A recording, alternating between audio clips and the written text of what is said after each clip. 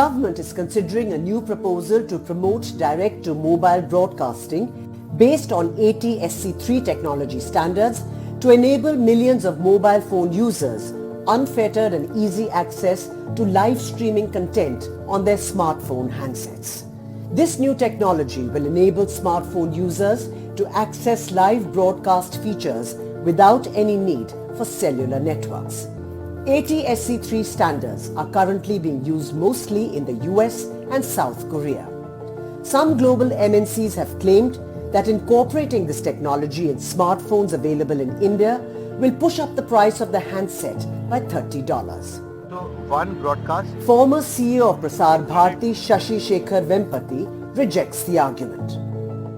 IIT Kanpur ने काफ़ी research किया हुआ था और उन्होंने अलग अलग स्टैंडर्ड्स को इवैल्यूएट किया और उन्होंने एक रिपोर्ट बनाया है कि किस तरह का D2M टेक्नोलॉजी या direct to mobile broadcasting technology Bharat के लिए सूटेबल है। तो इस पर सरकार के मुझे मालूम हुआ है कि सरकार इस पर विचार कर रही है। जो D2M का टेक्नोलॉजी है वो भारत में बना हुआ है, उसका जो चिप है वो भारत का है, भारत में डिज़ाइंड है। तो एक तरह से ये जो बड़े कंपनीज है ये दे आर फीलिंग थ्रेटेंड और इसका ये भी कॉन्टेक्स्ट है कि आज Indian startups are able to challenge global tech majors. ATSC3 technology has the potential to transform how common people can watch live broadcast content on their smartphone handsets.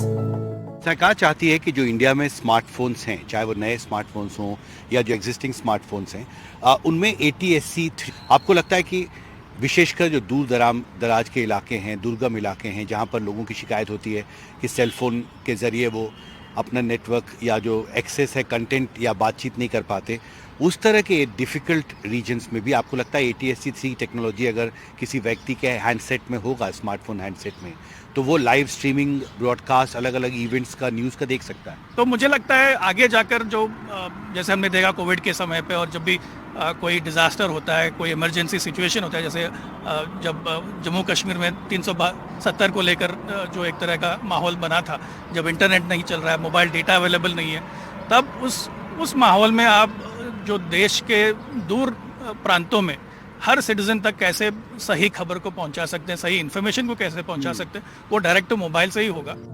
Telecom Equipment Manufacturers Association Chairman N.K. Goyal says, with every upgradation of mobile technology, the cost of handsets goes up. With ATSC3, people will be able to access TV-like content on their smartphones.